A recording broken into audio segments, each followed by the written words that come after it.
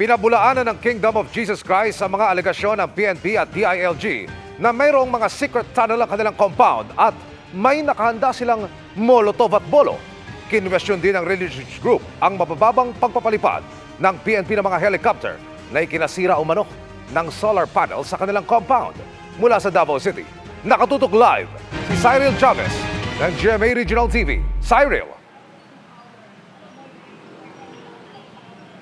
Emil, ngayong ikapitong araw na pagsisilbi ng arrest warrants laban kay Pastor Apollo Quiboloy at iba pang akusado, nakaalerto pa rin ang mga miyembro ng Kingdom of Jesus Christ dahil sa patuloy na presensya ng kapulisan.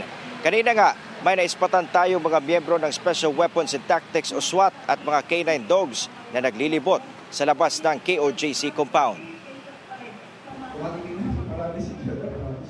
Ang mga pahayag ni Interior Secretary Benhur Abalos Jr. na may sikretong lagusan mula sa katedral ng kanilang compound patungo sa umano'y kwarto ni Pastor Apollo Quiboloy. Pinabulaanan ngayon ng Kingdom of Jesus Christ. Kabit na po yan, sir. Katedral ito, sir. Ito, wall yan, stage, backstage po yan. Backstage po yan, papahingahan, then papasok ka dito, diyan na po yung stage namin, pulpit namin for the service of worship. Hindi po yun. Wala pong lagusan dyan, sir. Dinugtong lang po yung picture. Ibang picture po yung ginamit. Sino pong fake news? Ibang picture ginamit. Basement po yun. At dinugtong yung maganda po na lounge. At ito na. At ang pintuan namang nakita ng PNP sa katedral, hindi umano secret door. Daanan lang umano ng pastor kung may programa sa katedral ayon sa post ng Chief Legal Counsel ng KOJC. Bilang patunay, nag-post din ito ng screenshot ng isang programa sa katedral kung saan kita ng isang lalaki ang pintuan na dinaanan ni Pastor Quiboloy. Sagot naman ng grupo sa umano'y na diskubreng molotov sa roof deck ng kanilang JMC building at mga bolong nakabaon umano sa buhangin. May nakita silang molotov, may nakita silang matataas na mga itak, mga ganun, sir. May maniwala pa ba niyan, sir? Andali po magtanim po niyan, sir. Pero giit ng task force na nag-operate sa compound, I have no information on that, but definitely our law enforcers will not do that. Hindi rin umano totoo ang sinasabi ng DILG na nakakonekta sa live wire ang barbed wires na nakapalibot sa KOJC compound. Pati ang umano'y pangle-laser ng mga miyembro ng KOJC sa mga lumilipad na helicopter. That is an allegation that remains an allegation. Note that there is an overwhelming presence of PNP officers inside the KOJC compound. They are practically in control of the KOJC compound. Dahil namataan umano ang mga police mobile sa labas ng Glory Mountain sa Barangay Tamayong ng Davao City kahapon. At nakita naman ang mga police mobile paakyat sa Tamayong ngayong hapon, sabi ng KOJC. This proves one thing, no? They are really engaged in a fishing expedition. They do not have probable cause, no, and they do not have personal knowledge that Pastor Apollo Quiboloy is inside the compound of KOJC. The concern of the PNP is not only focused doon dito sa loob ng KOJC. It's everywhere else as long that we receive valid and reliable, timely, accurate intelligence information ay pupuntahan po natin at hahanapin natin sila. Bago niyan, 2 helicopter ng pulisya ang namataan namang lumipad sa ibabaw ng compound kaninang umaga. Ang isa, sobrang baba umano ang lipad at halos dumikit sa Jose Maria College ng KOJC. Hanggang mahulog ang solar panel ng eskwelahan. We are writing a demand letter for them to explain why they had to do it. It was done to harass. And as a consequence, the solar panels were destroyed. Wala pang pahayag ang PNP kaugnay ng nasirang solar panel, pero paliwanag nito sa pagpapalipad ng chopper. Part ito ng ongoing police operations natin sa loob. And they give a clear view sa ground. We are looking focus areas, no, na inch by inch. Sinagot din ng PNP ang reklamo ng KOJC sa mga pahayag na ito ng PNP chief sa isang tila party na nangyari sa mismong grounds ng Police Regional Office 11 habang may ikinasang operasyon sa KOJC. Quiboloy, lumabas ka na dyan, baka makauwi na kami. Pagod na nga kami sa'yo. Maybe that is their concept of happiness. Maybe their concept of harassing the members of Kingdom of Jesus Christ and partying about it. Giit ng PNP, fellowship nila ito na ginawa para pataasin ang moral ng pulisya. Yan ang parte ng aming police customs and traditions. Pag kami po ay napapagod sa aming trabaho, mayroong pumapalit sa mga napapagod at yung mga napapagod ay nagpapahinga ay nagpe-fellowship po kami.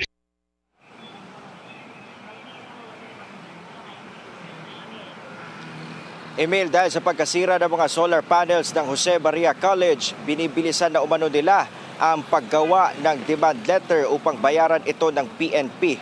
Patuloy rin ang grupo na naninindigan na wala umano sa Kingdom of Jesus Christ compound ang pastor. Emil. Maraming salamat, Cyril Chavez ng GMA Regional TV.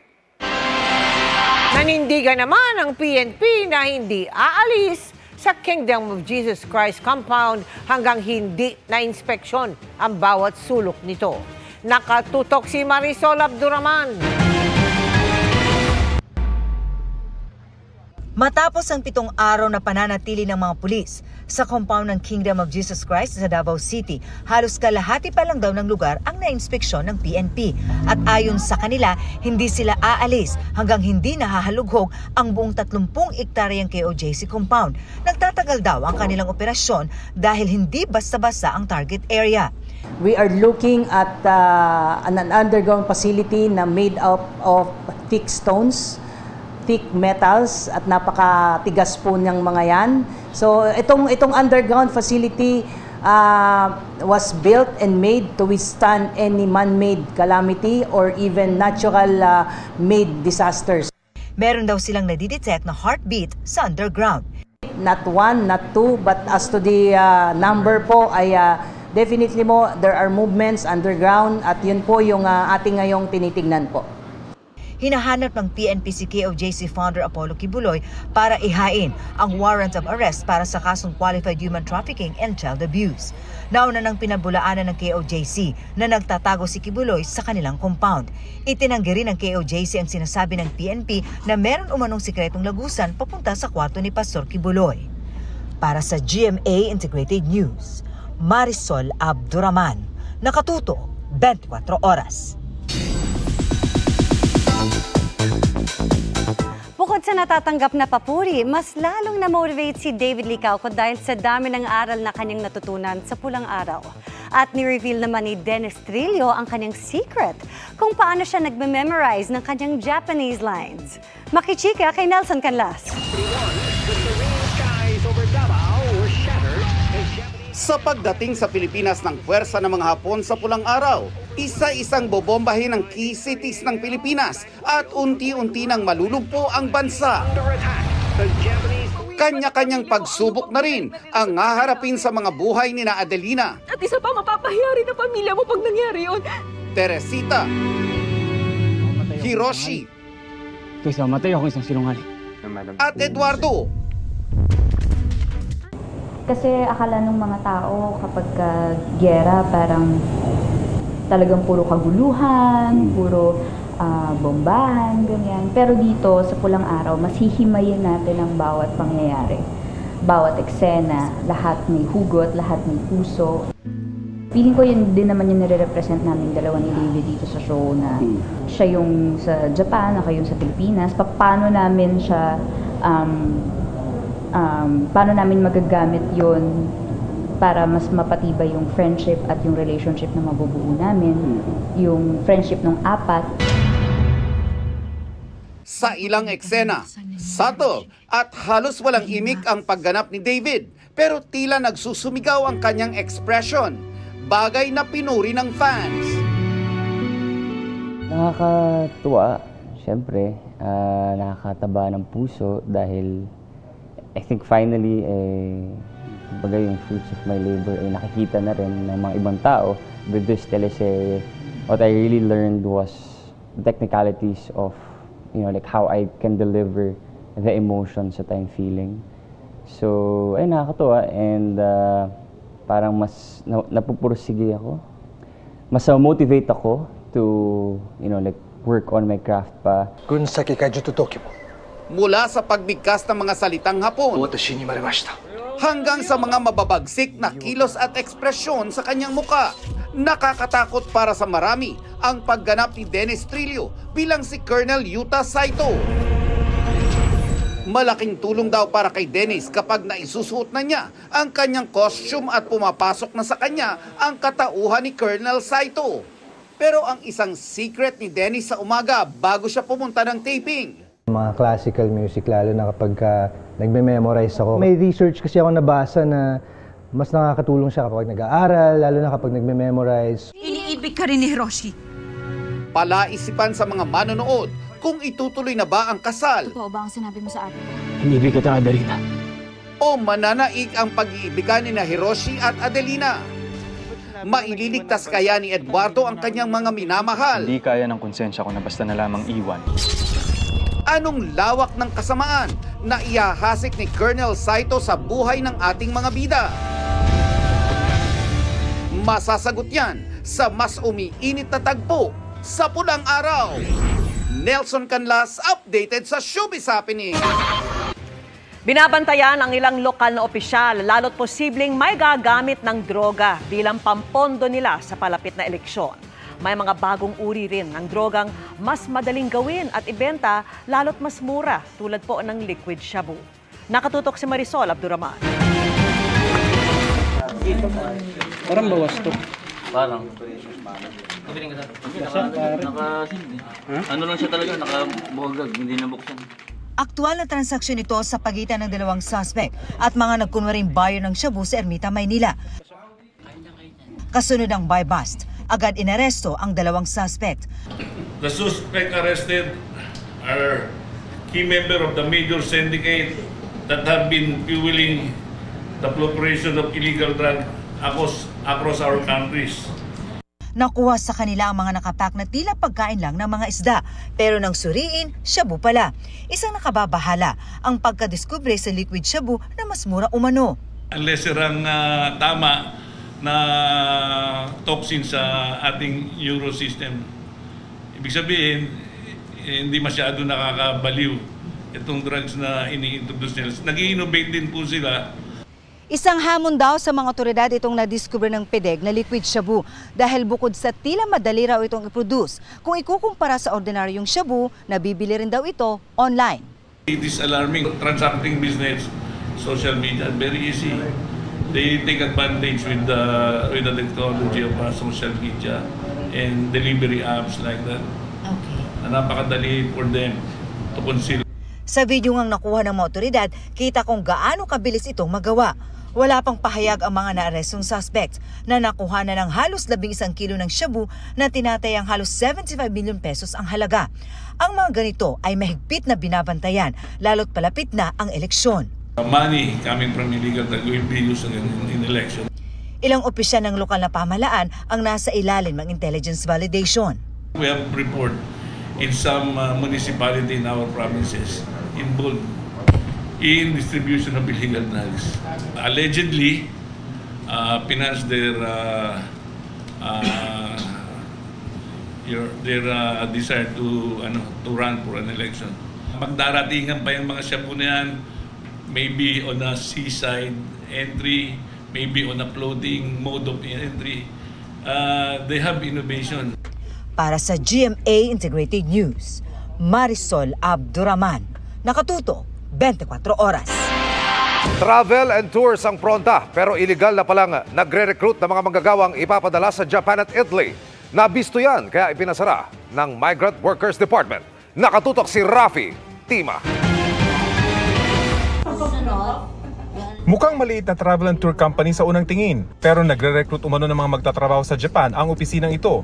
Kaya inintrap at ipinasara ng Department of Migrant Workers, lumalabas na nagre-recruit sila ng mga magtatrabaho sa Japan. Household worker, 60,000 pesos a month ang sweldo, naningil ng 120,000 pero 60,000 down payment. At yun ang huli, yun ang mark money, yung 60,000 na binigay sa kanya.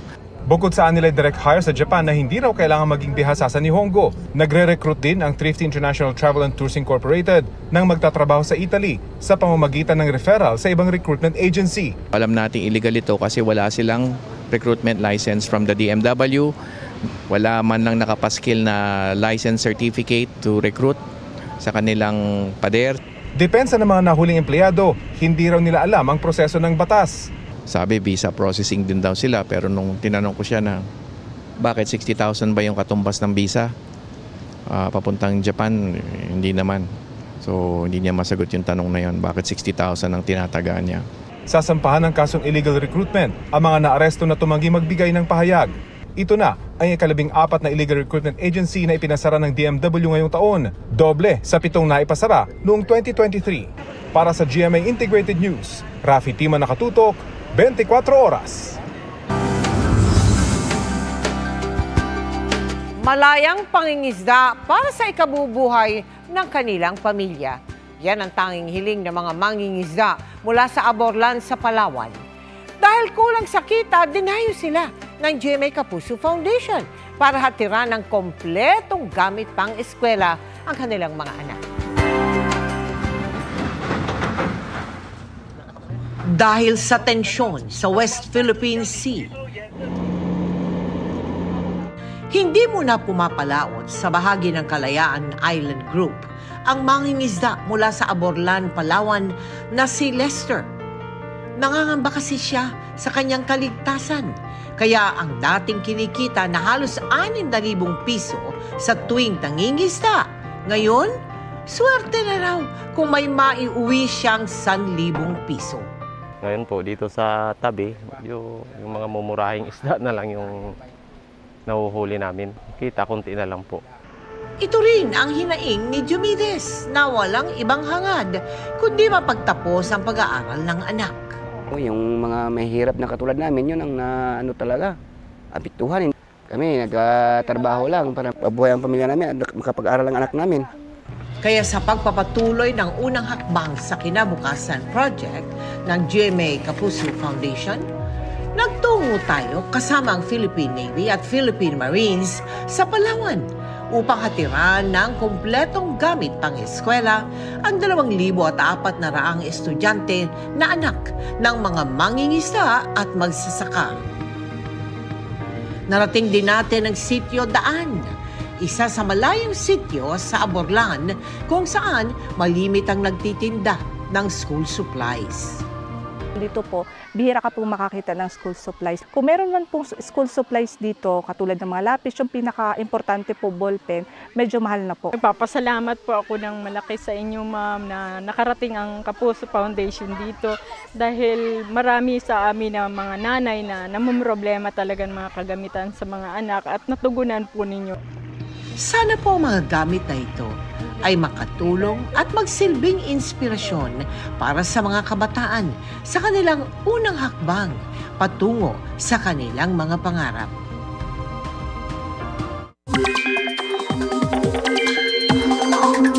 Mga kapuso, ganap ng low pressure area ang binabantayang kumpol na kaulapan sa labas ng Philippine Area of Responsibility. Huli itong namataan sa silangang bahagi ng Mindanao.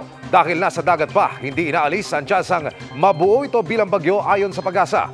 Posible rin itong pumasok sa loob ng PAR sa susunod na 24 oras. Kaya laging umantabay sa updates. Sa wind map ng Metro Weather ngayong weekend, inaasahang lalakas ang LPA. Kikilos yan palapit sa bansa at pagsapit ng linggo, malapit na po yan sa Bicol Region at Visayas. Sa ngayon, sabi ng Pag-asa, mahinang ihip pa rin ng habagat at localized thunderstorms ang posibleng magpaulan sa malaking bahagi ng bansa. Sa datos ng Metro Weather, ngayong weekend, may heavy to intense rainfall sa hapon sa Luzon, partikular sa Ilocos Region, Cagayan Valley, Central Luzon, Mimaropa at Bicol Region.